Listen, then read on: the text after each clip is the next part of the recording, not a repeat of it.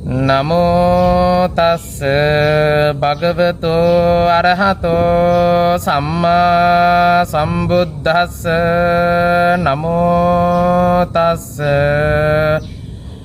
භගවතෝ අරහතෝ සම්මා සම්බුද්දස්ස නමෝ තස්ස භගවතෝ අරහතෝ සම්මා සම්බුද්දස්ස නානත්ථ කායා නානත්ථ සංඥා. ශ්‍රද්ධා බුද්ධි සම්පන්න කාරුණික වාසනාවන්ත බෞද්ධ පින්වතුනි, ලෞතර බුදුරජාණන් වහන්සේගේ ධර්මයට අනුව මේ ලෝක ධාතුව තුල මිනිසුන් වර්ග කොට්ටාස දෙකක් තියෙනවා ඉන්නවා. මේ කොට්ටාස දෙකට අනුව පින්වතුනි මිනිසුන්ගේ සිත, කය, වචනය කියන ద్వාරත්‍රය පෘථග්ජනයන් හැටියට මිනිසුන්ට මෙයාගේ සිත, කය, වචනය කියන මේ ద్వාරත්‍රය සංවර කරගන්නට අමාරුයි. අද වර්තමාන සමාජයේ දිහා හැරිලා බලනකොට පින්වතුනි මිනිස්සු විවිධාකාරයි. මිනිසුන්ගේ සිතුවිලි විවිධාකාරයි.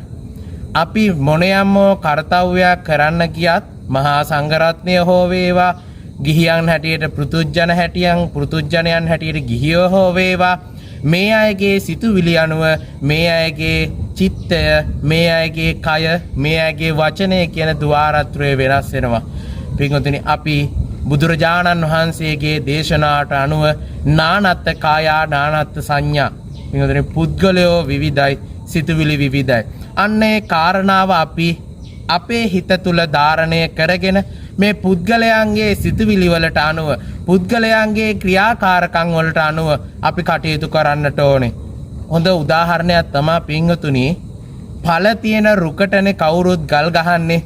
ඵල නැතුව හැදෙන එක රුකකටවත් ගල් ගහනවද? අන්නේ කාරණාව අපි හොඳින් හිත තුළ ධාරණය කරගන්නට ඕනේ.